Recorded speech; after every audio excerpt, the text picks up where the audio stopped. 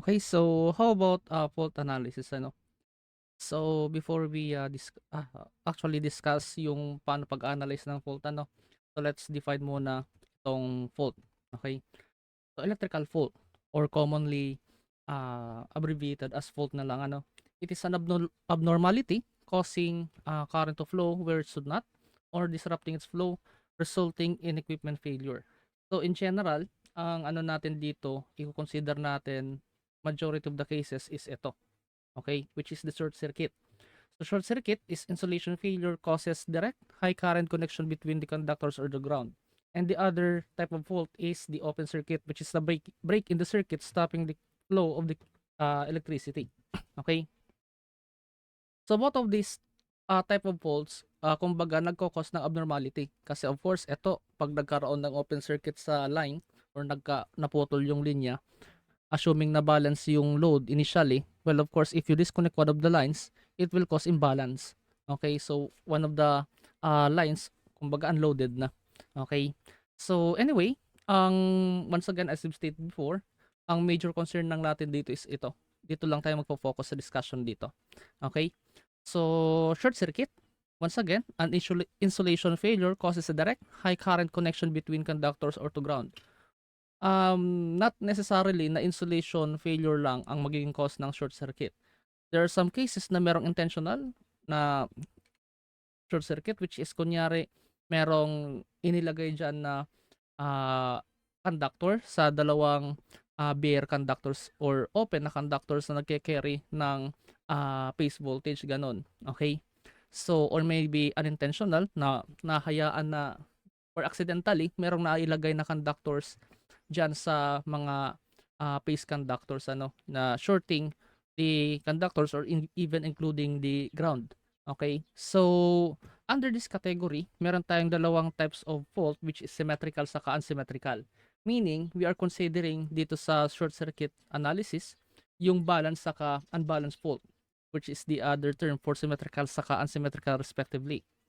So, of course, medyo general pa to ano. So, under this subcategories, meron pa tong category which is ito.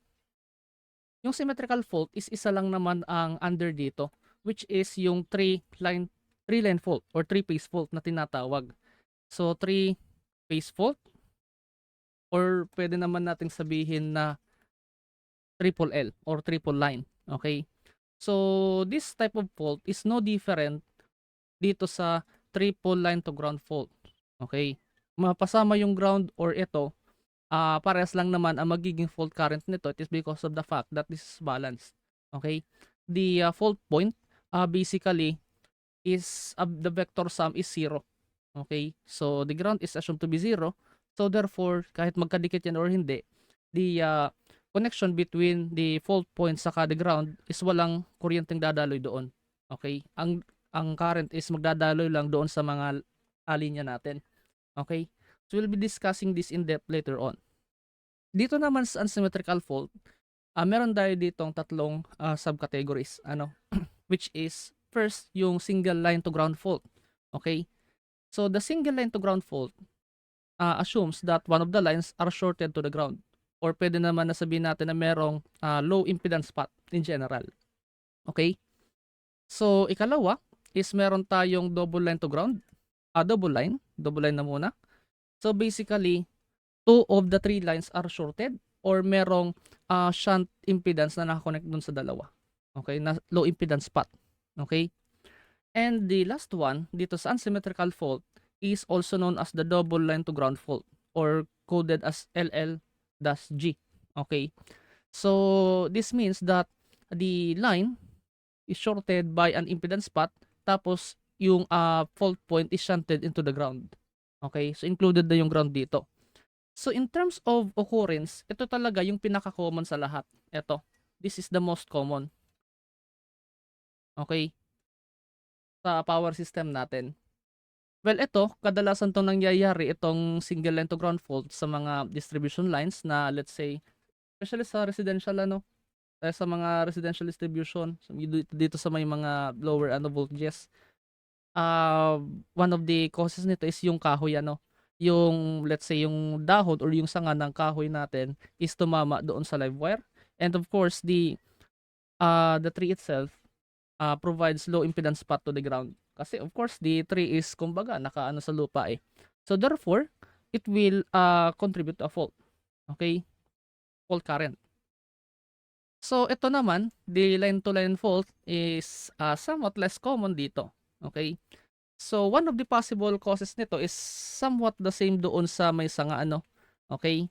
Or pwede naman na yung ahas, kunyari. So let's say for example, meron tayong dalawang or tatlong wire dyan. Tapos meron ditong ahas ano. Tapos biglang lumipat dito sa kabila. Okay? So of course, the body of the snake, kumbaga, this provides a low impedance path between these two lines. So therefore, it will contribute to this type of fault na line to line. Okay? So next is ito, double line to ground fault. Well, once again, pwede nating sabihin na we can use the example na yung kahoy na naman. Okay? So yung sanga ng kahoy dumikit sa dalawang line and the tree itself provides in impedance papunta sa ground. Okay? So let's say for example, meron tayo ditong tatlong wire, tapos merong dumikit na sanga dito. And of course, yung puno ng kahoy is of course naka-tap sa lupa. So therefore, the tree itself provides a low impedance path papunta sa ground. So of course, ganun yung scenario. Meron tayong double line to ground fault. Okay? So once again, this is the most common. Etong part na to, which is yung symmetrical fault natin kanina, this is assumed to be the least common. Okay? Kung mangyari naman ito, parang unlikely naman na unintentional eh. Napaka-unlikely kasi tatlong line na short. Okay? Parang medyo ano siya. Parang ang initial assumption nito, there's something went wrong or something na suspicious ano. So, kumbaga, medyo mataas ang chance na intentional yung pag-short nito. Especially kung ano talaga, yung fully shorted, na as in talagang very low impedance yung path, close to zero. Parang intentional talaga. Okay?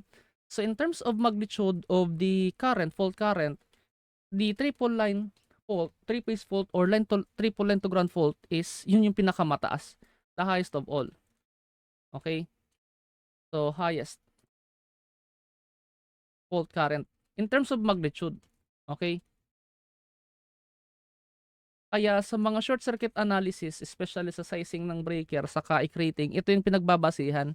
Although, there are some cases na itong tatlong to sinasama pa din sa analysis para makuha yung mga respective na expected the magnitude of the fault current if ever this occurs ano. Pero in terms of sizing of the breaker, ito na yung sinusundan kasi what if ito yung mangyari? Well, take note in terms of sizing of protection devices, we are actually considering the worst case scenario. Okay, so yun yung magiging logic natin as engineers, ano? So what if, whatever, if the worst case scenario na meron tayong tatlong line dito na nag-short and assuming na bolted siya, ano? Bolted na fault. Pag sinabing bolted, kumbaga meron tayong ano, ang tawag doon, bolt. Yung may parang screw, ano? So, pag sinabing bolted fault, meron tayong fault na zero ang impedance ng faulting element, yung nag-short. Okay, so kumbaga talagang as in dikit na dikit yung wire. Okay, so walang impedance path doon sa fault. So of course, pag sinabi nating volted, it will maximize the fault current kasi walang current limiting eh. In contrast to a fault na merong impedance. So that impedance will kumbaga mag-act as current limiting. In the case of volted fault, wala tayong impedance, so therefore it will maximize the fault current. So, once again, sa sizing ng breaker, sa Kaik rating, ito yung sinusunod sa computation. Itong three-phase fault. Kaya, probably some of you is nakakita na ng one-line diagram sa pag-compute ng fault current because it is assuming that the fault is the symmetrical fault. Okay? The maximum. So, anyway, what are the formulas na magagamitin natin for us to evaluate the actual na fault current dito sa mga each type of faults natin? So, let's start with the symmetrical fault. Okay? Once again, yung symmetrical fault is sinabi ko na to kanina kung ano to. So, three-phase fault or coded as LLL or triple line to ground fault or pwede nating isama yung triple line to ground. Na either of the case, parehas lang because of the reason I previously stated. So, a condition in an electrical power system where all of the three conductors are short-circuited to each other or to the ground simultaneously. Okay. So, basically, ang magiging drawing natin diyan is ganito, okay? So, let's say, ganyan. Meron tayong tatlong wires diyan. So, let's say line A to line B and line C. And meron tayo ditong shorting element which is, let's say, kung ano man 'yan, okay? Tapos, lagay ako dito ng X to denote that this is the fault. And we can say that this is grounded. Either grounded or hindi, parehas lang ang kakalabasan niyan. Okay? So, since balance fault ito, ang gagawin natin dito for us to simplify the math is to simply draw an equivalent one-line diagram or single phase equivalent model. Okay? So, meron tayo ditong impedance A. Okay? Which is of course meron tayong zero sequence, positive saka negative sequence. Okay? So, the voltage source itself, ang meron lang tayong voltage dyan na generated is the positive sequence. The internal voltage generated of the generator or at the source is just positive sequence lang. So, basically, if we draw the models on each of the sequence, yung mga sequence model, ito siya, ano. So, let's say, we can consider this one as the Z sub 1 lang. Ito. And this is the fault point. Okay? So, positive sequence ito. Positive. Sequence model. Okay? The network, positive sequence network. So, this is E sub A. Let's say, nasa phase A ako nag-a-analyze. Sa, sa negative sequence, ito siya. Z sub 2. And this one is the fault point. Okay? So, notice na wala ko ditong, wala akong voltage source dito which is basically modeled as a short circuit for 0 volt. Kasi wala naman tayong negative sequence dyan eh. Kasi ang natin, source natin is balance. Negative sequence network ito. Okay? Sequence network. Mga sequence network ito, sequence network. And for zero sequence, the source has no zero sequence component. Wala yan. Okay? So basically, wala tayo ditong IA sub 2. Wala yan. 0 yan kasi wala namang source. Likewise with IA sub 0. Okay? So ang meron lang tayo dito is IA sub 1. Yan lang naman. Okay? So basically, the fault current is purely itong IA sub 1 lang. Because balance fault nga eh. So therefore, positive sequence lang talaga ang meron tayo. So according to this model, ang IA sub 1 natin is basically A sub A all over as A sub 1. Ito lang. Per unit ito, Per unit. Per unit. So, etong E sub A, assumed to be equivalent to 1 ito eh. Depende na lang sa, natin, the magnitude of the pre-fault voltage. Okay? At the terminal or the generated dito. Okay? So, this E sub A, if ever man na-unloaded yung generator natin, basically ito yung natin, the pre-fault voltage. May pwedeng at the terminal or generated. Generally sa generated side siya dito sa internal. Pero since we are assuming that the generator is unloaded prior to the fault, well of course we can assume that this E sub A is equivalent to the terminal voltage kasi unloaded nga. Okay. So, if ever na hindi stated ang natin, magnitude dyan, since naka-per unit tayo, we can say that this E sub A is equivalent to 1 angle of 0 per unit. Because ito, kumbaga ito yung rated. Kumbaga, the pre-fault voltage is the rated. Okay? So, we can replace na lang ito. Depende na lang kung yung sinabi sa problem is, let's say for example, that the pre-fault voltage is, let's say, equivalent to 105% or 95%. Depende na lang. So, in the case of 95% of the rated, you may replace this as 0.25, angle 0. Or if ever naman na sinabi na 5% na over voltage, well, you can say 1.05, angle 0. Okay? So, by default, we can say that this is 1 angle of 0. Okay? Okay. So, this is the per unit na fault. Okay? So, this is the IFPU na. The per unit na fault. So, para makuha natin yung actual, well, of course, the I actual, IF actual, is equivalent to IPU na fault multiplied by I base. Okay? So, ganun lang. And we all know that the base current is equivalent to IA1 na yan, PU, times yung I base natin is S base. So, meron tayong base value for the Coan, apparent power, divided by square root of 3 times the V base, the base voltage, na line to line, kung nasa 3-phase system tayo. So, therefore, ang magiging resulting equation natin dito for the 3-phase fault is I sub F must be equivalent to IA1, naka-multiply dito, and IA1 is eto. So, this can be rewritten as 1 over Z sub 1. Okay? 1 over Z sub 1 and because we are assuming this E sub A is equivalent to 1 angle of 0. Okay? So, 1 over Z sub 1 na yan, PU. Okay? It is the positive sequence component of the impedance of the generator, ano?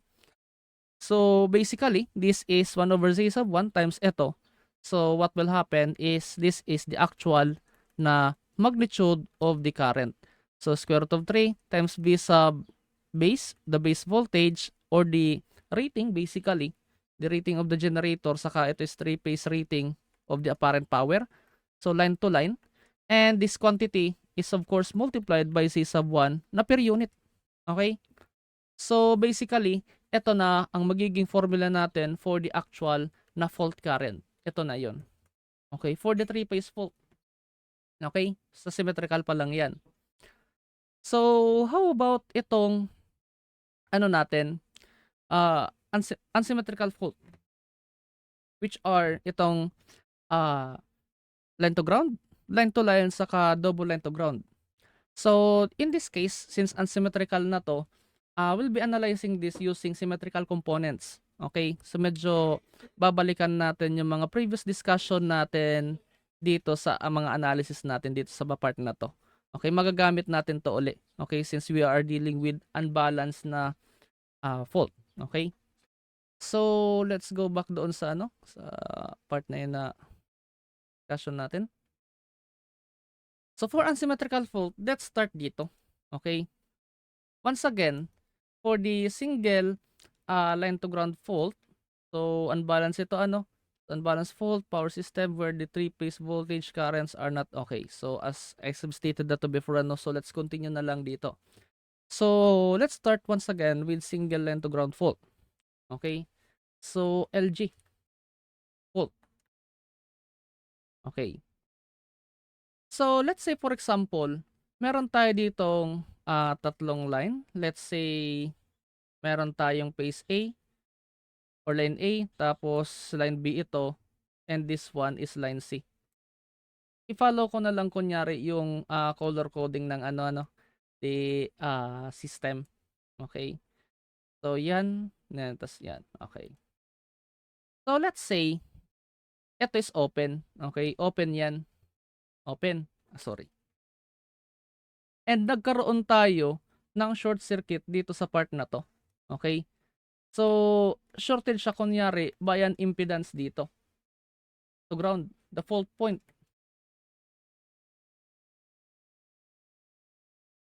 It is open, open. So, basically, if we perform analysis dito, itong CBA natin. So, meron tayo ditong IA, So, dito, ang mga equations na ma-derive natin is I sub B is equivalent to I sub C, which is 0. Okay? So, I sub A is of course faulted. Okay? So, ano ang magiging equations pa natin dito? Well, the voltage at the fault point, so VA, so V sub A is equivalent to, meron tayo dyang impedance, meron tayo dyang impedance, which is the internal impedance nitong side na to, dito sa part na to, which is, let's say, generator.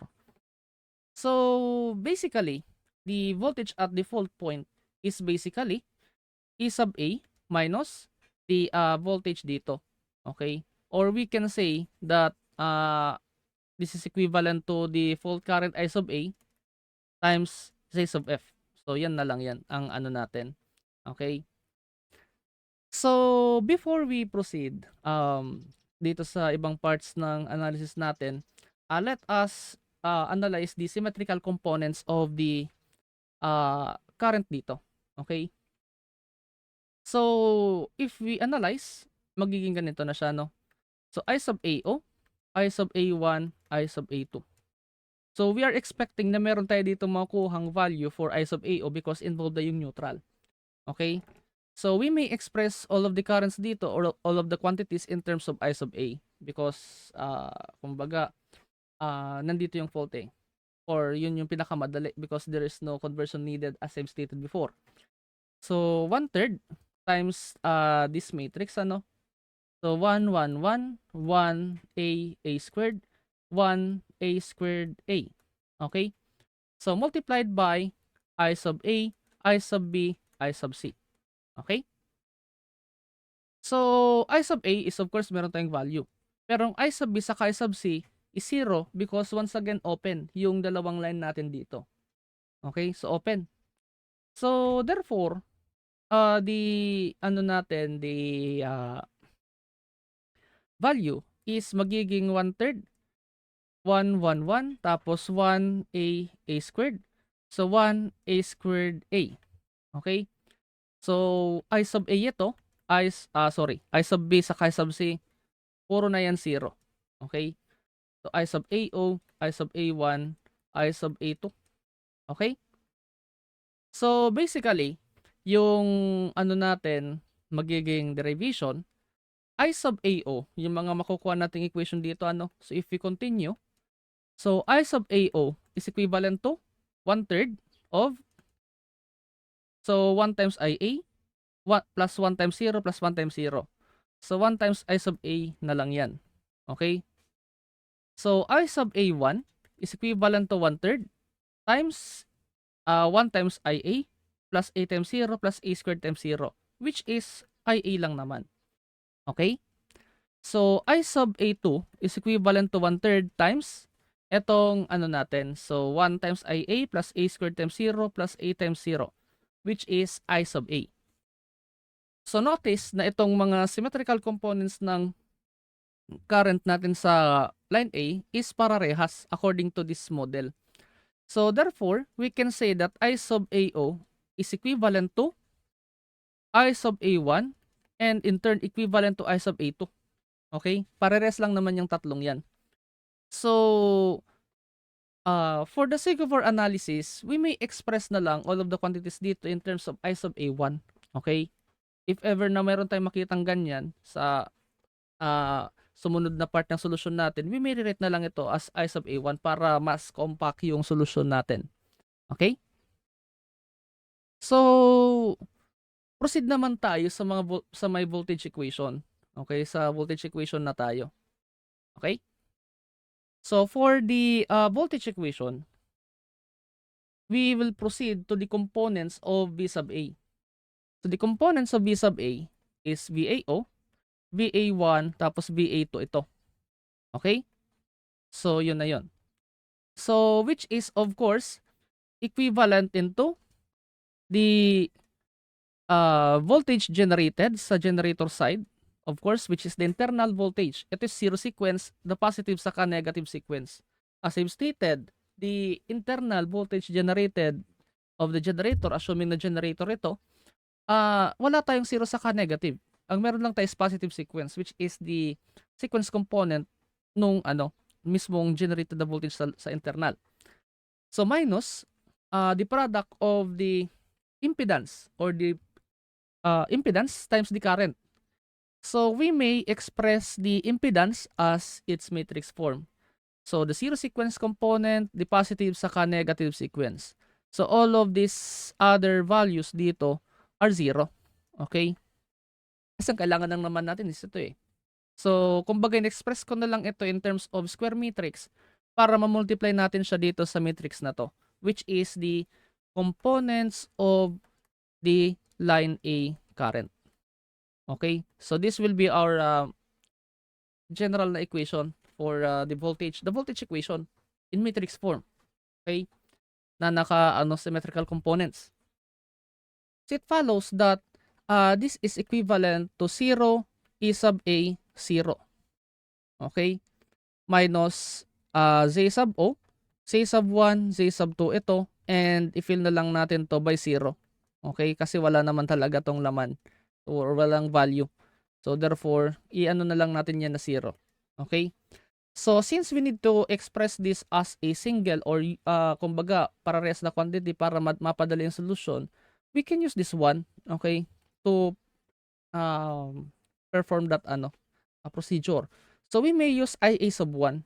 So since yung natin is equivalent lang naman, so therefore we may express all of the quantities dito as the positive sequence component of the fault current, which is yung I sub A1 natin. So VAO, VA1, VA2. Okay. So notice that VAO is equivalent to 0 minus C sub O times I sub A1. Tapos puro na yan 0 kasi nakamultiply lang naman yan dito. So this is negative I sub A1 times J sub O. Okay. So V sub A1 is equivalent to E sub A, which is, once again, for the sake of our discussion, i-assume ko na lang siya that the pre-fault is operating at derated. So therefore, magiging 1 angle of 0 to later on. Okay? So minus I sub A1, Z sub 1. Kasi 0 times ito is 0. Z sub 1 times ito is this one. So 0 times ito is 0. Okay, so yun na yun. So for the V sub A2, so magiging negative of Z sub 2, I sub A1. So recall that this is composed of, itong V sub A is composed of the sum nitong tatlo. So basically, itong tatlong to, if you take the sum, ito siya dapat. Okay?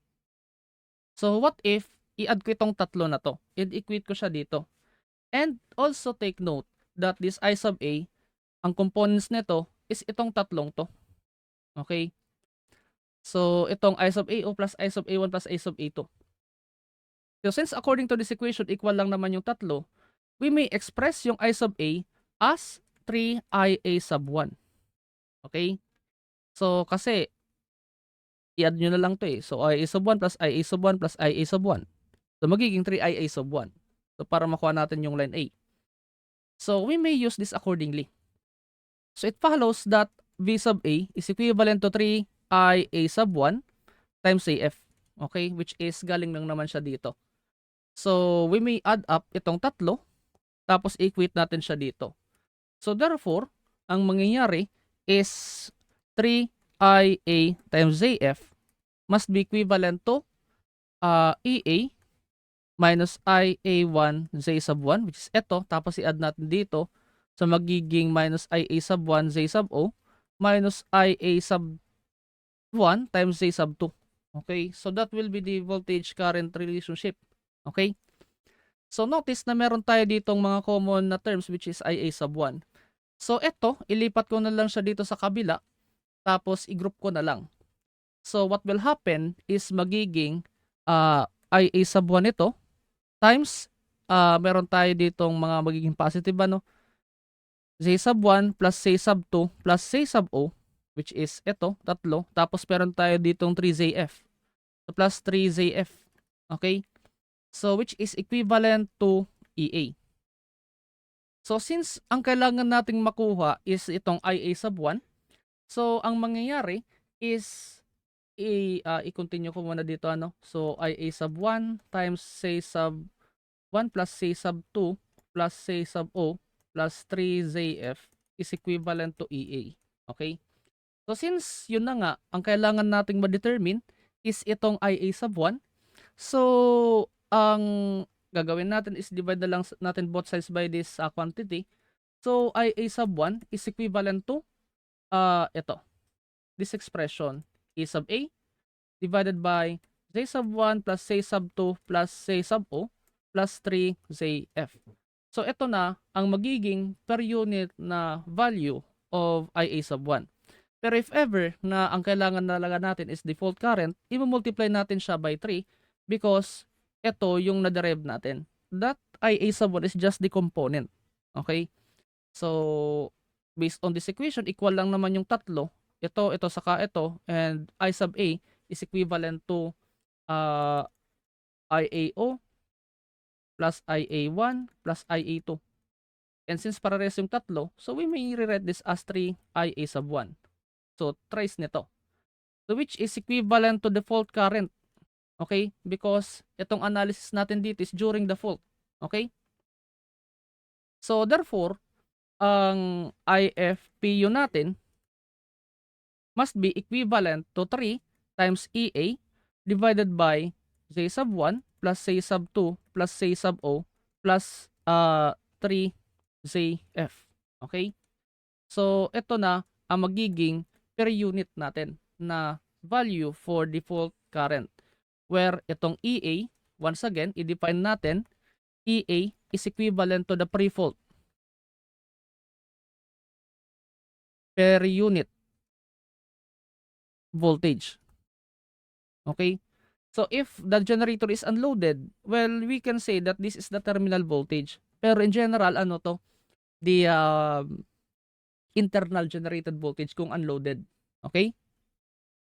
So, therefore, we have this one. So, we may assume that this is equivalent to 1 angle of 0 if operating at rated voltage as I've stated. Okay, so this may change accordingly. The angle is still be 0. Okay? Palagi na yun na 0 because this will serve as the reference phasor. Okay? So, once again, ito yung formula natin. So, this AF is the impedance of the fault. Okay? Impedance of the fault. Kung kung ano yung impedance ng faulting element. Okay? Pero if ever man na hindi stated, you may assume that this is equivalent to 0, which is assuming na bolted yan. Kumbaga, nakalock talaga, na-lock talaga using a bolt. Kumbaga, you are assuming that the impedance talaga is totally 0 as in 0. Okay? So, bolted. So, you may assume this one if ever na hindi given. Pero pag given, malamang, you may use the given na data para accurate yung ano natin, result. Okay? So, this will be the formula for the per unit. And if ever man na the actual, well, of course, i-multiply nyo na lang yung per unit natin by the base. Okay? So, the actual na fault current is equivalent to IFPU multiplied by the base. Okay? So, these sets of formula can be used to determine the per unit fault current tapos yung ano natin, the actual, which is useful para makuha natin yung mismong actual scenario. Okay? So, once again, ito na yung formula natin for the line to ground fault. Okay? Sa line to ground ito, line to ground. Okay? So, i-denote ko na din dito. So, line to ground fault. Okay? Itong tatlong to. Okay? So, how about yung ikalawa, which is the line to line? Okay? So, i-analyze natin ito using this once again kasi unsymmetrical na naman to eh. So, for the line to line, ang scenario natin is ganito. Let's say for example, para mas detailed yung drawing natin, kunyari, meron ako ditong generator unloaded. Okay? So, let's say EA ito.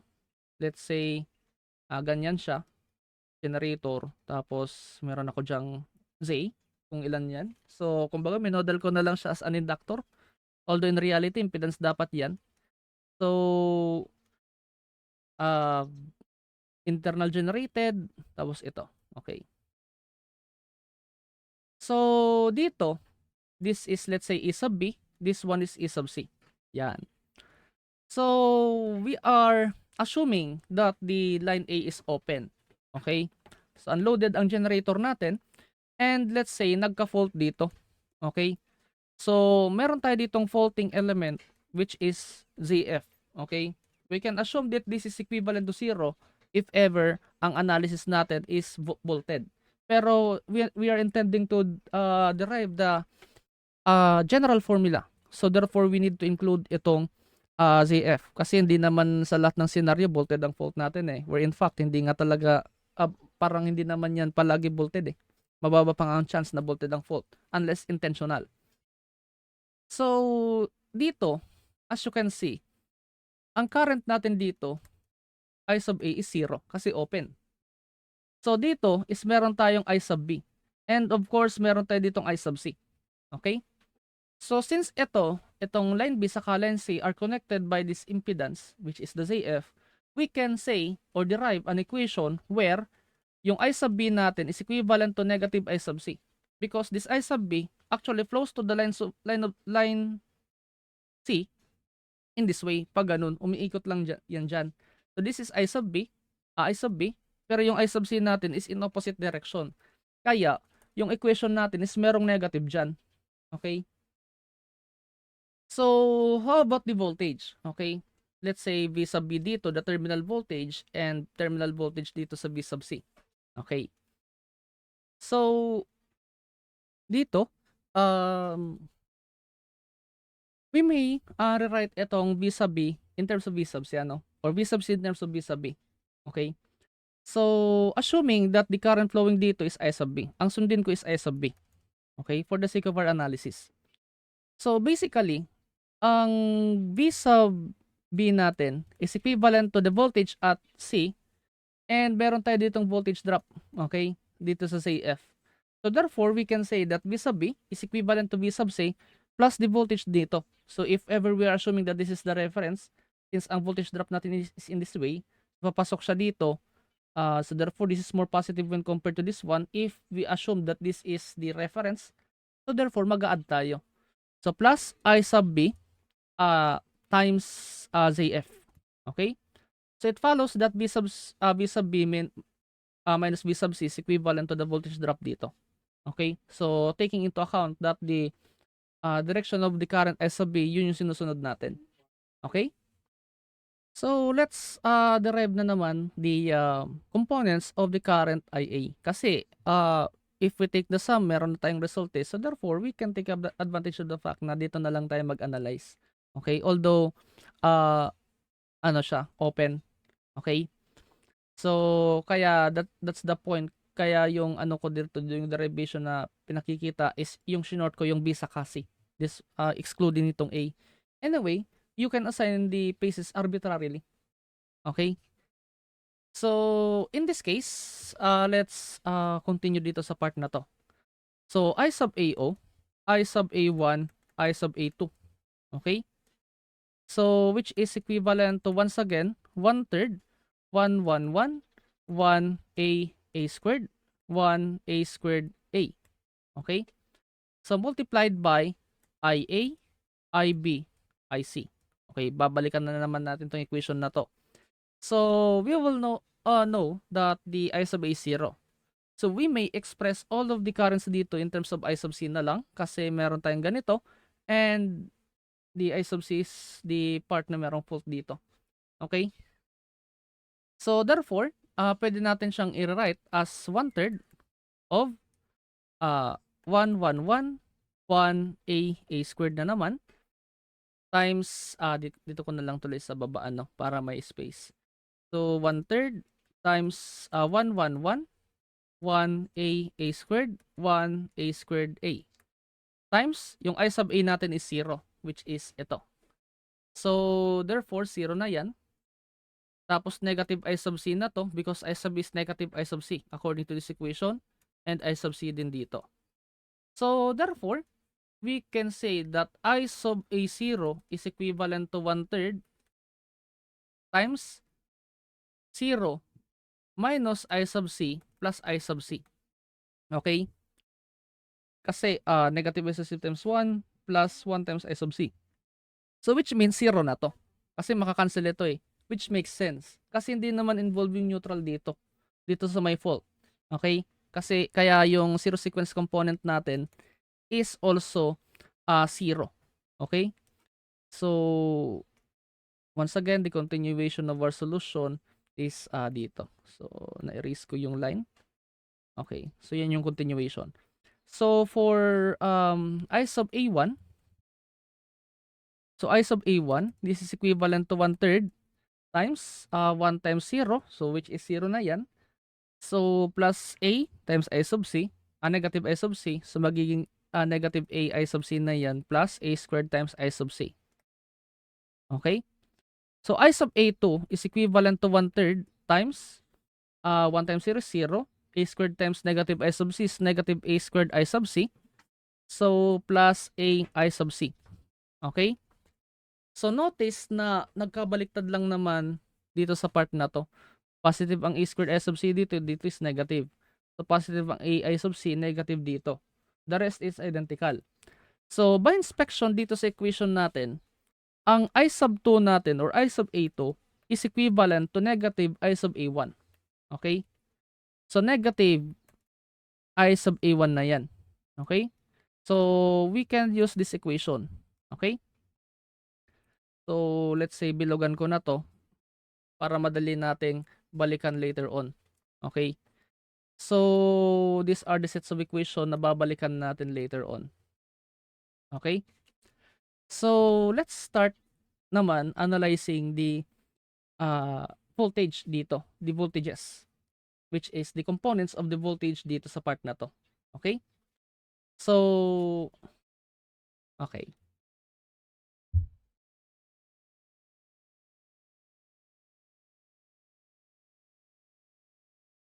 Okay, so ganyan. So, V sub A2 equivalent to, once again, 0 E sub A 0, which is, of course, the internal, the voltage generated dito, which is, I am focusing dito sa part na to, kasi we're analyzing this V sub A.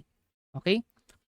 So, minus, once again, the impedance matrix dito, which is the zero sequence, positive, saka negative sequence component of the impedance of the generator. So, puro na yan 0, 0, 0, 0, 0. Okay? Times, of course, the current. Okay? So, I sub AO, I sub A1, I sub A2.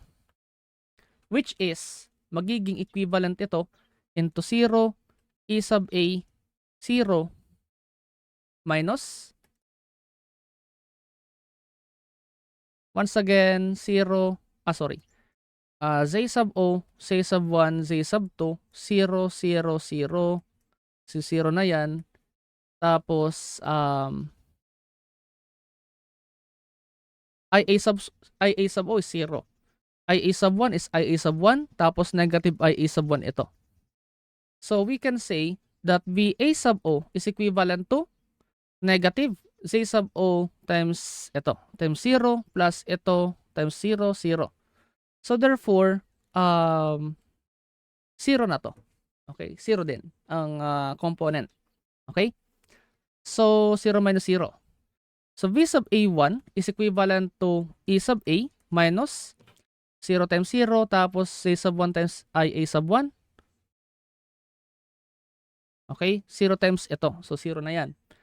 So, V sub A2 is equivalent to 0 minus 0 times 0, 0 times IA sub 1 is 0. And meron tayo ditong Z sub 2 times negative IA sub 1.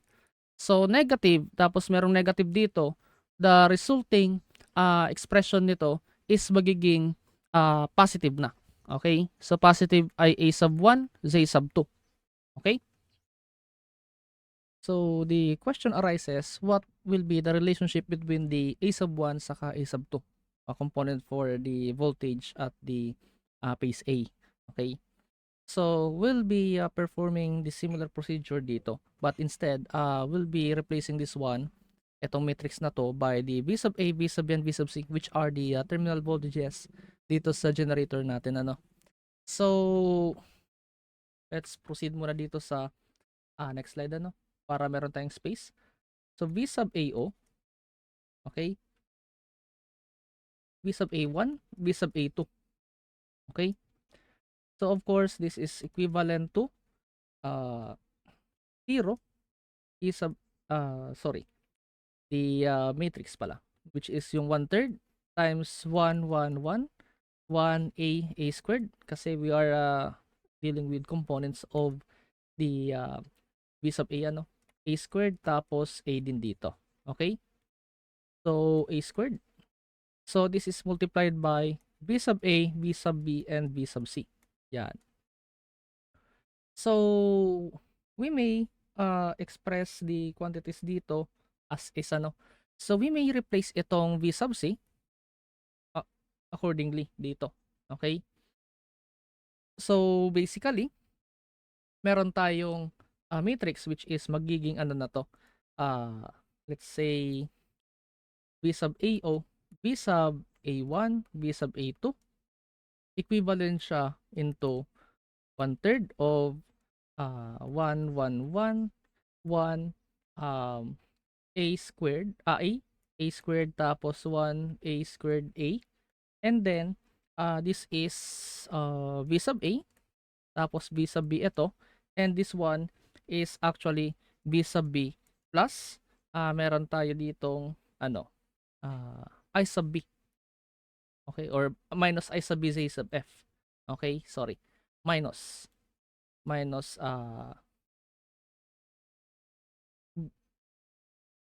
okay, I sub B Z sub F, okay, I sub B Z sub F, okay. So how can we simplify this further? Okay? So basically, ang kailangan nating malaman is the equivalent expression of this I sub B. Okay? Pero alam naman na natin yung mga components of the currents, which is yung I sub AO, I sub A1 saka I sub A2 dito. So I sub AO is 0, I sub A1 is ito, and I sub A2 is this one. Okay? So basically, we may convert this one into um ano in terms of I sub B. And then ipa-plug in na lang natin 'yun doon sa equation natin dito. Okay? So recall that I sub B in terms of I sub A is equivalent to, let's say eto. So I sub AO plus A squared, okay? A squared I sub A1 plus A I sub A2. Okay? So since we need to express this in terms of um, I sub A1, so itong I sub AO natin is 0 as we've determined dito. So 0 na yan plus A squared. Tapos itong I sub A2 in terms of I sub A1 is negative. Okay? So therefore, magiging 0 ito plus A squared I sub A1 minus A I sub A1, which is in turn, ang I sub B natin is equivalent to A squared minus A multiplied by I sub A1, which is, if ever we simplify this one, so let's say we attempt to simplify itong A squared minus A. So let's say meron tayong okay, so I believe na store ko na yung A dito previously, ano? So A squared minus A. Okay? So meron tayo ditong negative J square root of 3. Okay? So negative J square root of 3 I sub A1. Okay, that is the equivalent expression for I sub B. Okay, so yun yung ilalagay natin dito later on. Okay? So, but first, we need to express itong mga ano natin dito in terms of V sub A1 saka V sub A2 for us to determine the relationship between the two. Okay? So, dito, we've already determined that the V sub AO is equivalent to 0. Okay? So, 0 na to. So, therefore, we do not really care about the value of this one. So, V sub A tapos ito plus ito. So, puro naman na kasi yan 0. So, wag na tayo dyan. So, ang kailangan lang naman natin is to determine the relationship between these two. Okay? So, of course, B sub A1 is equivalent to 1/3 times 1 times B sub A is B sub A plus A B sub B, which is this one, plus A squared multiplied by the quantity B sub B, tapos etong B sub B minus I sub B times AF Palitan na lang natin itong I sub B by I sub A1 ano. So basically, ito pwede natin tong i-write itong part na to as V sub B minus yung I sub B natin is ito, negative J square root of 3. So igawin ko na lang tong plus J square root of 3 I sub A1 say F. Okay? So yun na yun. So magiging positive because negative times negative. Okay? So say sub F. Yan. So A squared times V sub B plus ito, which is yung V sub C natin. Ito yung V sub C natin, ano? V sub C kanina. Okay? So V sub B plus J square root of 3 I A1 Z F. So that will be our V sub A1.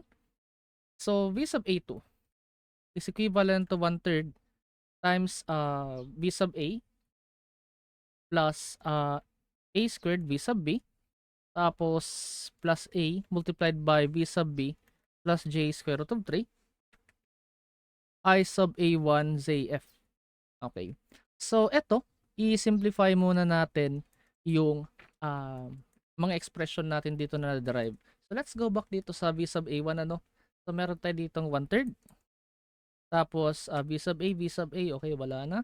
So V sub A plus yung mga may V sub B natin dito is eto, V sub B plus A squared. So i-copy ko na lang yan. Okay, so plus A squared V sub B. Okay, and the last one is plus J square root of 3 I A1 ZF. Okay, times A squared. Okay, A squared ito. So dito naman sa kabila, dito sa baba, 1/3 V sub A plus A squared plus A. Okay, A squared plus A B sub B plus A multiplied by the quantity of this one. So J square root of 3 I A1 ZF times A. Okay. So dito, for us to further simplify this one, what if we take the difference between the two, VA2. Okay. Equivalent siya in 2. So makakancel itong mga first part natin dito. And don't forget the 1/3. Ano? So i-omit na muna natin tong 1/3 sa analysis natin. So dito, cancel ito pag pinag-minus natin yan. And so as this one kasi parehas lang. So magpo-focus tayo dito. So ito saka ito is parehas. So therefore we can just focus on the coefficient. So magiging A squared minus A na yan. A squared minus A, which is the coefficient nito. So times J square root of 3 I A1 ZF. So therefore, ang value ng ano natin dito, A squared minus A is ito. A squared minus A. Tapos J square root of 3. So square root of 3 ay yan. Square root of 3i. Okay, so ito lang dalawa. Tapos i-divide ko pa siya by 3 kasi meron tayong 1/3 dito. Okay? So divide 3. So basically 1. Okay? So mathematically speaking, itong 1/3, ito, saka ito, makakancel yan. And ang matitira na lang is itong IA1 ZF. So meaning, the difference between VA1 saka VA2 or the positive sequence and negative sequence component of the voltage V sub A is ito. Okay? So we can equate these two, we can take the difference between these two and equivalent siya dito. Okay? So let's proceed dito. So VA1 minus VA2 was determined to be equivalent to this one. Okay? So I sub A1 times ZF. So I sub A1 times ZF. Okay? So if we use the other equation which is ito, the VA1 is equivalent to this one, saka yung VA2 natin is ito. Okay? So VA1 is equivalent to E sub A minus IA1 Z1 tapos yung V sub A2 is equivalent to IA2 or IA1 rather Z2 if we go back dito. Okay? The previous derivations. Once again, ito saka ito. Okay? So, since we've already determined the difference between the two, eto, so i-plug in na lang natin ito doon, saka ito. Okay? So, i-combine natin tong tatlo by simply distributing this one saka ito doon. So, E sub A minus IA1 Z1 tapos minus IA1 Z2 is equivalent to IA1 ZF. Okay? IA1 ZF. Okay? So, notice na meron tayo dito mga common factors which is IA1. So, i-transpose natin yan doon sa kabila. So, magiging EA ito is equivalent to IA1 multiplied by Z sub 1 plus Z sub 2 plus ZF. Okay? So, since ang kailangan natin is IA1, so magiging EA ito divided by Z sub 1 plus Z sub 2 plus ZF. Okay? So, this is the value of I sub A1 per unit. And once again, itong EA natin is the pre-fault na voltage ito, per unit voltage, per phase. Okay? So, IA1 pa lang yun ano. So, ang kailangan natin is to determine the actual fault current dito, which is actually yung I sub B. Okay? So, I sub B, per unit ito ano, is equivalent to I sub AO plus I sub B1 plus I sub B2. Which is, yung I sub AO is equivalent to I sub 0, I sub A0, which is 0. Okay? Na-determine na natin siya as 0 previously. Asan na yun? This one. And I sub A2 is equivalent to the negative of I sub A1. Okay? So, therefore, this is plus A squared I sub A1 plus I sub A2 in general. So, magiging A squared I sub A1 ito plus or minus I sub A1. Kasi we've already known the equation between the two. So therefore, yung I sub B natin is once again A squared minus A times I sub A1, which is yun na nga, I believe na ano natin to previously as J square root of 3, okay? Or negative J square root of 3, A squared minus A, okay? Okay, so J square root of 3. Okay. J square root of 3 times IA1. So, you may multiply, negative J square root of 3 ito. Okay? Para makuha natin yung per unit I sub B. Okay? So, we can say that if we take the I sub B as default current, so we can say that I sub F is equivalent to J square root of 3 negative J square root of 3 times itong IA1 na EA divided by Z sub 1 plus Z sub 2 plus ZF. Okay? So, if we take the line B current as default, okay? So, same lang naman yun sa line C. So, we can just take the reverse. Okay? So, sa line B ito. So, if line C, so since I sub C is equivalent to negative I sub B, so therefore, the IF at line C is equivalent to J square root of 3 E sub A divided by Z sub 1 plus Z sub 2 plus ZF. Per unit ito ano? Okay? So, PU. PU ito. Per unit. Volt. Okay? Para sa line C ito. Okay? So, if ever man na actual, okay, either line B or line C, you can use this one. You can multiply this two quantities. Okay? So, IFPU, depende kung saang phase kayo or line nag-analyze. So, times I base. So, yun lang naman. Ito, sa lahat ng types of fault, applicable ito. Ang maiiba lang is the computation of this one, of the per unit fault current. So, of course, ito yung una. And ito, you can use this one para sa line B, or ito para sa line C. Okay? So, if you don't care about the direction, you can just omit this J or negative J. So, ang importante, you may multiply this IA1 by square root of 3, J square root of 3. Okay? So, yun lang. So, that's for, for line to line fault.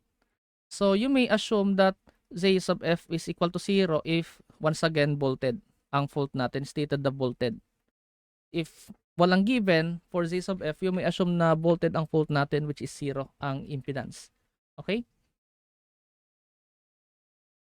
So, how about double line to ground fault? Okay? So, ang analysis natin dito will assume that this type of fault or the scenario for this fault is bolted na, no? So, para mas simple na yung ano natin dito. So, we'll be using that assumption. So, we will assume that once again, that Z sub F is 0. Okay? So, for double line to ground fault, okay? So, we will assume that the fault is bolted para hindi na masyadong mahirap yung ano natin dito, derivation. Okay? So, basically, the illustration ng fault natin is ganito. Okay? So, we can use this model and ito yung A, B, and C natin and ito yung ano natin, short circuit. Okay? So, basically, direct to the ground na yan. Okay? So, dito, basically, the line current IA is of course 0 yan. Okay? 0 ito kasi open. So, it turns out that the voltage dito sa points na to, V sub B and B sub C, puro yan 0 because directly connected siya sa ground. So, therefore, the fundamental equations na madiderive natin dito are ito. Okay? So, this will be the equations na gagamitin natin for this analysis. Okay? So, itong V sub A is of course the phase voltage V sub A, which is equivalent to E sub A lang naman yan because we're assuming that this generator is unloaded prior to the fault. So, dito,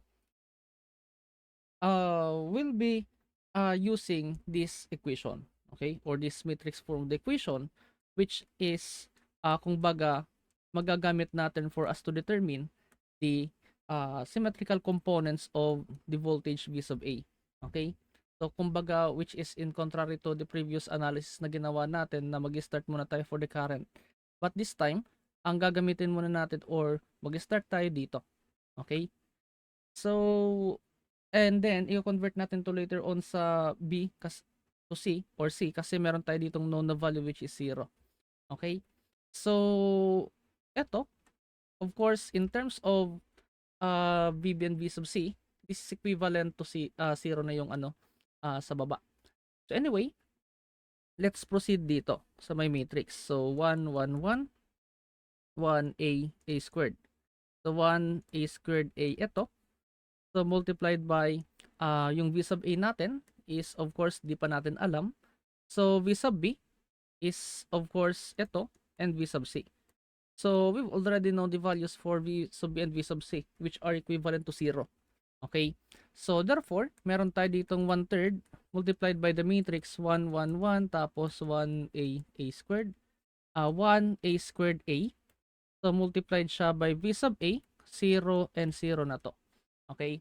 So basically, ang magdi-derive nating mga equations dito sa matrix na to is basically V sub AO is equivalent to 1/3. So 1 times V sub A. So puro na 0 ang susunod. So V sub A na lang yan. Okay? So V sub A1 must be equivalent to 1/3 also of 1 times V sub A. Okay? So the succeeding terms puro na yan 0. So I will no longer write yung mga 0 doon. Okay? And yung V sub A2 natin is equivalent to 1/3 ito sa my last row times the quantity 1 plus 1 times V sub A as A squared 0. So puro na yan 0. As you can see, all of the symmetrical components, 0, positive and negative sequence components of the voltage V sub A, puro yan equal. Okay? So therefore, ang makukuha nating relationship between these three asymmetrical components is V sub AO is equivalent to V sub A1 which is equivalent to V sub A2. Okay? Which is of course a third lang of the terminal voltage V sub A. Okay? So, anong susunod? Well, as you can recall, we have this set of equation ano. So basically we have this V is equivalent to E minus I Z. Okay? So all of the quantities dito are in matrix form ito ano. So ito, this is the voltage at the terminal, which is equivalent to the induced voltage minus the voltage drop at the internal impedance of the generator. Okay? So we need to express these quantities in matrix form. So basically, the matrix form is of course ganito. Okay? So basically, equivalent to into uh ito is of course 0 to E sub A, the positive sequence component, and this is the negative. So minus um ito yung let's say impedance na muna, Z sub O, Z sub 1, Z sub 2. Kasi ito yung pwede nating i-write in terms of 3 by 3 matrix. Kasi we need to swap the positioning nitong natin uh, matrix to follow the required na uh, arrangement ng pagmumultiply ng matrix, that the number of columns of the left side matrix must be equivalent to the right row. Kung ilan yung row dito. So, tatlo ito, tatlong column, tatlong row ito. So, therefore, we can multiply this one. If ever kasi that we attempt to strictly follow yung nakikita ninyo dito, that mauna muna yung ay bago yung Z, well, of course, it fails to follow that requirement. So, anyway, ito na yung arrangement natin. So, ito, meron tayong known na value dito or known na quantity, which is this one. So, of course, this is the induced voltage E sub A, which is already known na to as 1 angle of 0, which is assuming that the during the pre-fault condition, unloaded yung generator and the generated voltage is the rated na voltage. Okay? So, ito is of course given na yan, and ito is unknown. Basically, hindi natin to alam. But, we all know that the total value of this one is 0 because yung I sub A natin is open. Okay? So, how do we proceed in this analysis? Well, basically, if you inspect the second row of this equation, we can actually derive an equation which is V sub A1 is equivalent to E sub A minus ito is 0 to, tapos 0 din ito. So, therefore, I sub 1 times A sub 1. Okay? So, dito pa lang, once again, meron tayong makukuhang equation which is V sub A1 is equivalent to E sub A minus I sub A1 Z sub 1. Okay? So, eto, V sub AO saka V sub A2, how do we express this one? In terms of this quantity? Well, alam naman na natin na these three components are equal. Okay? So, based dito sa na-derive natin sa analysis na to. So, basically, we can rewrite this V sub AO saka V sub A2 in terms of V sub A1, which is, of course, this one. Okay? So, the matrix becomes this one. Okay? So, magiging, ano na to? So, E sub A minus IA1 Z1, which is for V sub AO. So, E sub A minus IA sub 1 Z sub 1, E sub A minus IA sub 1 Z sub 1 pa din. Okay? Because, once again, parehas lang naman ito. V sub A1. Okay? So, which is equivalent to itong 0. Okay? So, meron tayo ditong 0. So, maglalagay muna ako dyan ng extra space, ano? Kasi may ilalagay pa tayo dyan later on. So, 0, E sub A, 0. Okay? Minus ito. I-copy ko na lang yan. Okay? So, Z sub O, tapos 0, 0, 0, Z sub 1, 0, 0, 0, Z sub 2. Okay? So, times I A sub O, I A sub 1, I A sub 2. Okay? So, basically, ito is equal. Ito is we can distribute depending on the required na part ng solution, and ito is known. So, ang kailangan nating malaman is the magnitude of the fault current siyempre dito. Okay? So, basically, what we need is kailangan muna nating malaman ito. So, meron tayo ditong matrix. So, what if i-multiply natin both sides of the equation by the inverse matrix of this one? Okay? So, the point of introducing a space dito is to simply indicate yung ano, required na inverse nito. So, z sub o, 0, 0, 0, z sub 1, 0, 0, 0, z sub 2. So, we need to evaluate the inverse of this one. Tapos, maglalagay ako dito ng inverse of that matrix. Okay? So, we are required to evaluate muna ito. Okay? So, 0, 0, 0, 0. Okay. Tapos, inverse. So, of course, maglalagay din ako dito for this side. Z sub O, Z sub 1, Z sub 2, 0, 0, 0. So, basically, pag meron tayo ditong dalawang matrix na pinag-multiply, so one of the properties of matrix is ganito.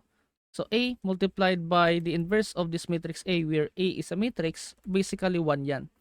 So, basically, I am telling you that these two are canceled out. Okay? So, ang poproblemahin na lang natin for now is ano ang inverse nitong matrix na to. Okay? So, we may continue muna dito. So, let's say for example, i-denote ko na naman to as matrix A. So, Z sub 0, Z sub 1, Z sub 2. Okay? So, the inverse of this matrix is basically classical adjoint over the determinant. Okay? So, since this is a diagonal matrix where ito lang naman yung mga non-zero quantities natin, so one of the properties of a matrix, another, is that its determinant, pag ganito ang matrix natin na diagonal lang, ang kakalabasan ng determinant natin is basically the product lang of the diagonal. Kasi the non-diagonal elements dito is 0 eh. So, therefore, we can actually calculate the determinant accordingly. Okay? So, madalian lang. Kasi we already know the property. So, how about the classical adjoint? Well, as you can recall, the classical adjoint of the matrix is basically the transpose of the cofactor matrix. Okay? So, we may evaluate muna the cofactor matrix netong given natin. Okay, na matrix. So, cofactor of Z sub 0 is basically, i-eliminate natin ito, tanggalin natin ito, tanggalin, and natira is ito. So, Z sub 1 times Z sub 2 is Z sub 1, Z sub 2. So, minus 0. So, since ang sign convention natin is pa ganyan, okay? So, positive minus plus, plus minus, ito is minus plus. So, nasa positive siya na tapat. So, therefore, I will no longer alter its sign. Okay? So, the cofactor of this 0, so tanggalin ko to, tanggalin ko yan. So, 0 times Z sub 2 is 0. So, 0. So, regardless kung negative sign yan, so it will still be equal to 0. So, dito naman sa part na to, sa itong part na to, tanggalin ko na lang to. So, the resulting determinant is ito. So, 0 times 0 minus 0 times 0, 0 na yan. So, I will no longer inspect for this one kasi puro na yan 0. So, next is dito naman tayo sa my second na column. So, ito naman, tanggalin ko na to. So, 0 times Z sub 2 is 0 minus 0. So, once again, 0 na naman. So, for the cofactor of Z sub 1, so tanggalin ko to, tanggalin ko yan. So, Z sub O times Z sub 2 is Z sub O, Z sub 2. Okay? Kasi the resulting one is positive ito. So, minus 0. So, positive. Next is the cofactor of 0, which is Bennett the Z sub 1. So, ito, tapos tanggalin ko yan. Z sub O times 0 is 0. So, 0 minus 0 is 0. Okay, I will no longer inspect this one kasi puro na naman yan 0. Next is ito. Okay. Okay, 0 ito. So, factor of 0 dito, tanggalin ko yan, tanggalin ko to. So, 0 times 0 is 0. So, 0 times Z sub 1, once again, 0 na naman. So, factor of 0, which is ito. So, tanggalin ko yan. So, Z sub O times 0 is 0. So, minus 0. Once again, 0 na naman.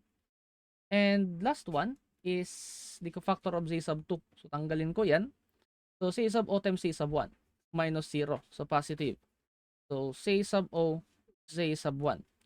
So, meron tayo ditong cofactor matrix na-derive. Okay? So, we need to take the transpose of this one para makuha na natin yung classical adjoint. So, basically, ang magiging transpose natin, which is the classical adjoint, is eto na. So, i-copy ko na lang to as the row. So, C sub 1, Z sub 2. So, 0, 0. Ito. Copy ko naman to, 0, Z sub O, Z sub 2, 0. And lastly, ito. So, 0, 0, Z sub O, Z sub 1. So, meron na tayong inverse. Okay? No, sorry. The classical adjoint. So, for the inverse, inverse of matrix A is equivalent to the classical adjoint over determinant. Okay? So, basically, meron tayo ditong matrix, which is ito.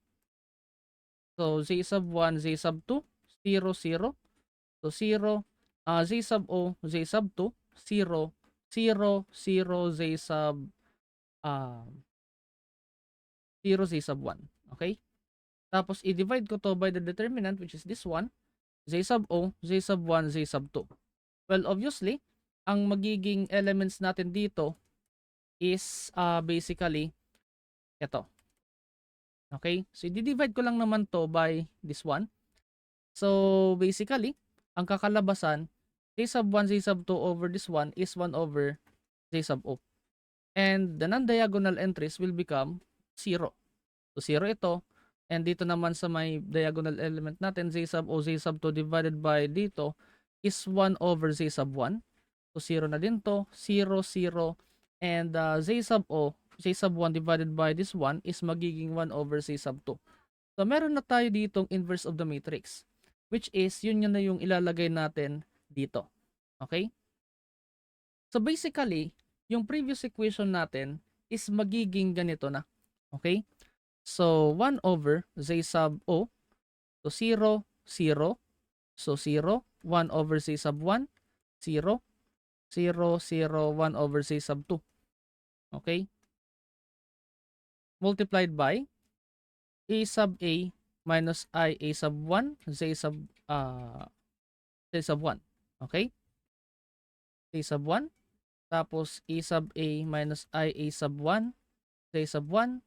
A sub A minus I A sub 1, Z sub 1. Okay? Which is equivalent dito. Tapos this one. Minus this one. So, meron tayong which is equivalent to, once again, i-copy ko na lang yan. So, 1 over Z sub O, 0, 0, 0, 0, 1 over C sub 1, 0, 0, 1 over C sub 2. Okay? So, 1 over C sub 2. So, times etong 0, okay, which is this one, 0, E sub A, 0. Minus IA0, IA1, IA2. Okay? So, by inspection, ang magiging equation natin dito is ito. We may consider the negative sign na muna, no? So, 1 divided by this 1, multiplied this 1. Okay? The remaining kasi magiging 0 na yan. So, 1 over Z sub O times E A minus I A sub 1, Z sub 1 is equivalent to ito. So, times 0, 0, 0. So, 0 na yan. Minus I A sub O. So, therefore, negative I A sub O na to. Okay? So, for the second one, so 0 times ito is 0.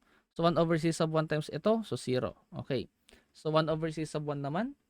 1 over C sub 1 times E sub A minus IA sub 1, Z sub 1 is equivalent to dito. So, 0 dito, 1 times Z sub 1 EA, 0 times 0, okay. So, meron tayo ditong E sub A over Z sub 1. Okay? A sub A over Z sub 1 minus itong part na to ay A sub 1. Okay? Ay A sub 1. So for uh, the last equation, so 0 times 0, this one 0, 0 na to, ito naman. Okay? 1 over Z sub 2 multiplied by EA minus IA1 A sub 1, which is equivalent to this one. 0, 0, 0. Okay, so 0 minus IA sub 2. So which is negative IA sub 2 na lang yan. Negative IA sub 2. Okay? So recall, ang equation natin is IA sub O plus IA sub 1 plus IA sub 2 is equivalent to 0. Okay? So ang gawin natin is i-transpose na muna natin ito sa kabila and then we will take the sum of these three quantities. Okay? So dito, basically, itong equation na to, this one, ito, can be rewritten as 1 over, say, sub 1 multiplied by E sub A minus IA sub 1 Z sub 1 minus EA Z sub 1 is equivalent to negative IA sub 1. Okay? So, therefore, if we take the sum of these three, so negative na to, negative, negative. So, since naka-zero naman yan, we actually don't care about this sign dito kasi makakancel lang naman yan. So, anyway, let's proceed na lang ano. So, negative of IA sub 1 or IA sub 0 plus IA sub 1 plus IA sub 2. Ito is 0 na yan according to this one. So, I may directly plug in na yan dito kasi may negative sign ako dito eh. So, 1 over Z sub 0 times A sub A minus IA1 Z sub 1. Okay? So, plus 1 over Z sub 1 E sub A minus IA sub 1 Z sub 1 minus EA over Z sub 1 plus ito 1 over Z sub 2 times E sub A minus IA sub 1 Z sub 1. Okay? So once again, all of the quantities dito are equal to 0 na yan. Okay? So 0 na to. So the negative sign dito is matatanggal lang naman yan regardless. So anyway, we may distribute itong mga naka-fraction dito ano para mas madali nating ma-simplify later on. So dito we have this one. E sub A over Z sub 0 minus IA sub 1 times C sub 1 over C sub 0. Okay? Okay. Ano to? Okay. Okay. Sorry for the interruption. So, okay. So, this one, i-divide ko na muna. No? Okay. So, plus E sub A over Z sub 1. Ito. Minus IA sub 1, C sub 1, C sub 1. So, IA sub 1 na lang yan. So, minus EA over C sub 1. Ito. So, plus EA over C sub 2 is 1. So, minus IA sub 1, Z sub 1 over C sub 2.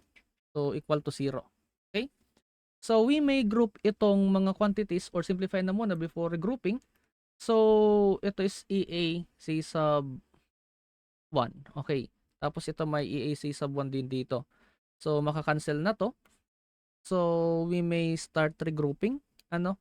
So, yung mga may E sub A dito is this one. Okay? So, E sub A multiplied by 1 over Z sub O plus ito. 1 over Z sub 2. Okay? So, the rest is may mga negative na dito. So, minus IA sub 1 times the quantity Z sub 1 over Z sub O plus 1 dito kasi I am distributing the negative sign dito. Pinactor out ko na basically. So, it is nandun na. So, I A sub 1. So, plus 1 plus C sub 1 over C sub 2. Yan. Equal to 0. So, basically, if we continue, i-copy ko na muna to sa next slide, ano? So, E sub A multiplied by 1 over Z sub O plus 1. Okay? So, 1 over Z sub O plus ito, 1 over Z sub 2. Okay? Which is ito. So, ito i-transpose ko dun sa kabila. Ano? So, gawin ko na lang na equivalent to I sub A1 because we're actually intending to determine this I sub A1 eh. Okay? So, I sub A1 tas i-ano ko dito. So, Z sub 1 over Z sub O plus 1 plus Z sub 1 over Z sub 2. Yan. Okay? So, Z sub 1 over Z sub O plus itong Z sub 1 over Z sub 2. Okay?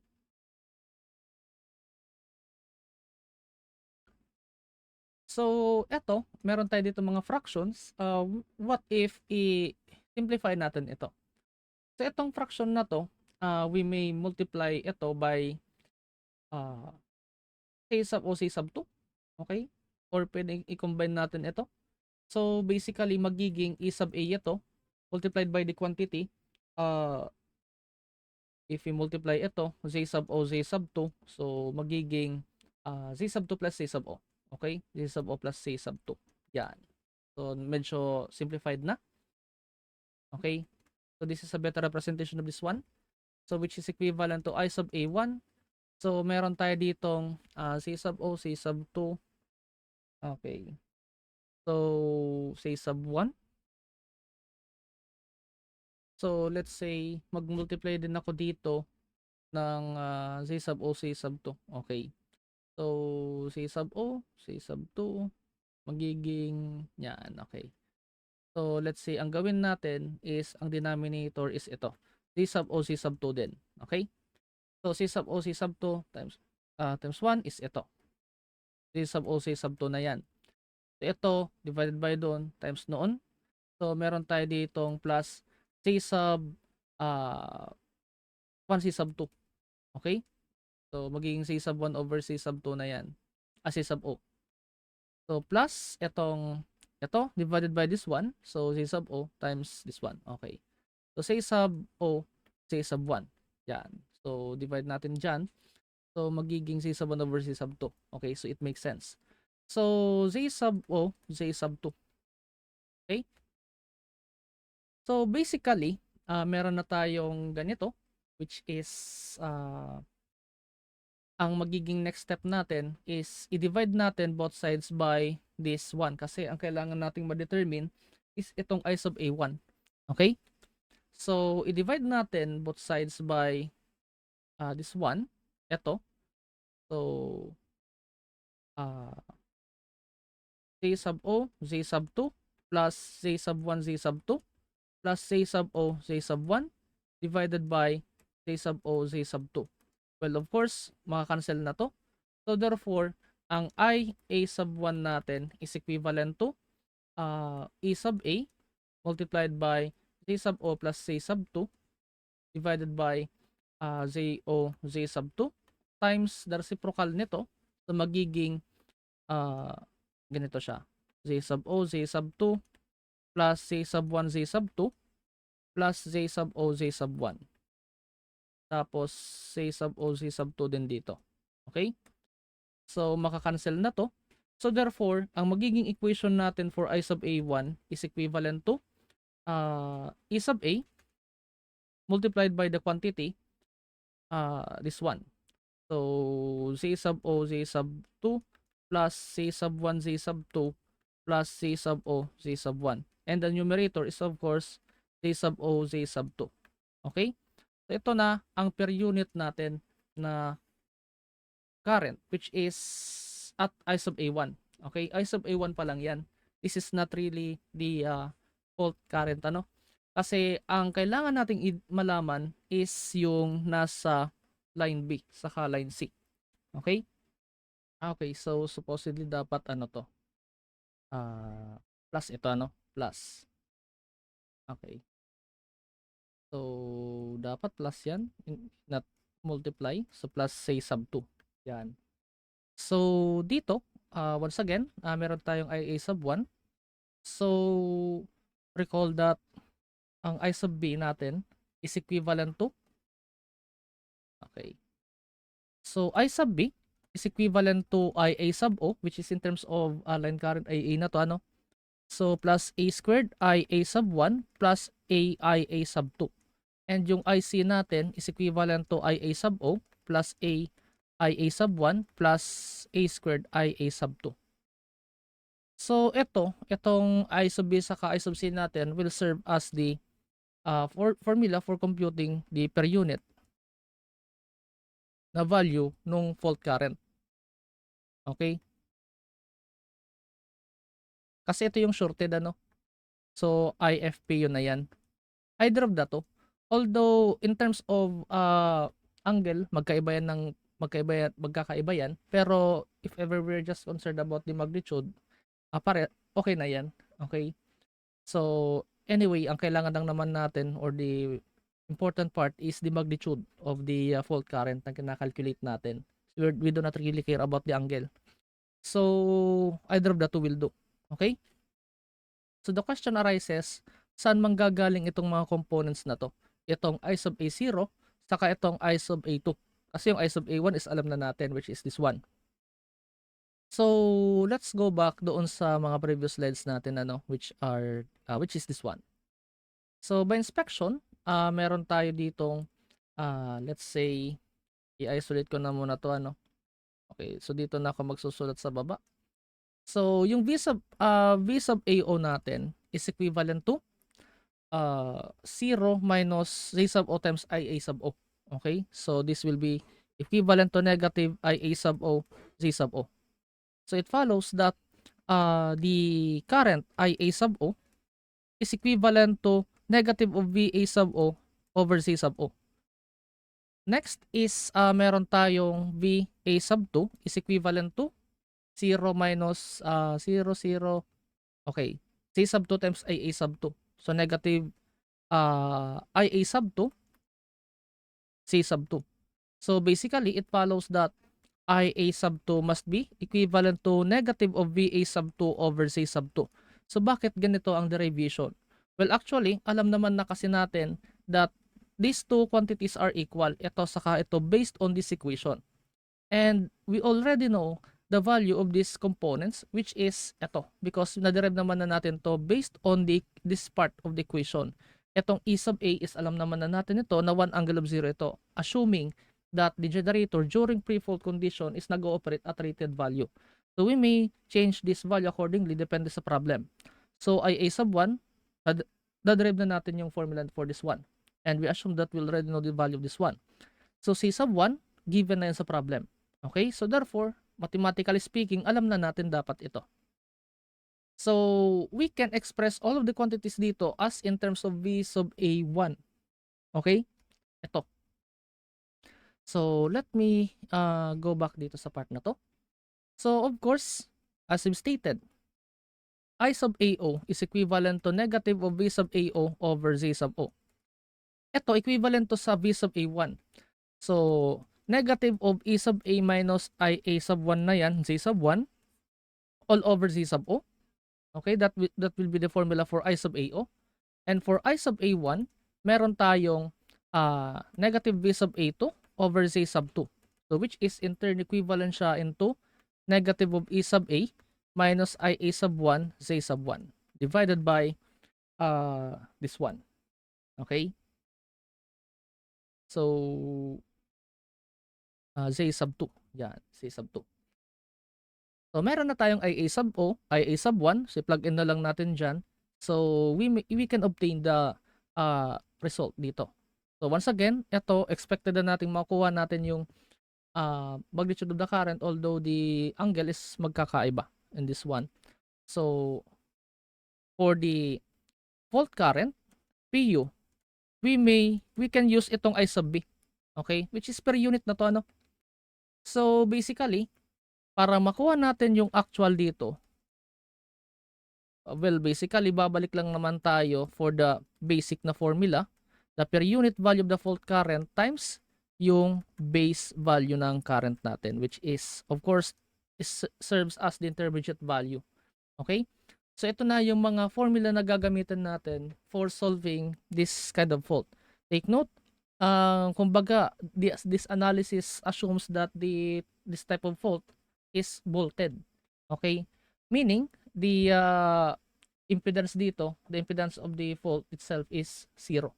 Okay? Para mas simple lang yung analysis natin dito. If ever kasi include the impedance of the kuwan, medyo komplikado na to. Napaka-komplikado na ng analysis natin dito. So, pasimplihan lang natin. So, this is a simple analysis for this one. Okay?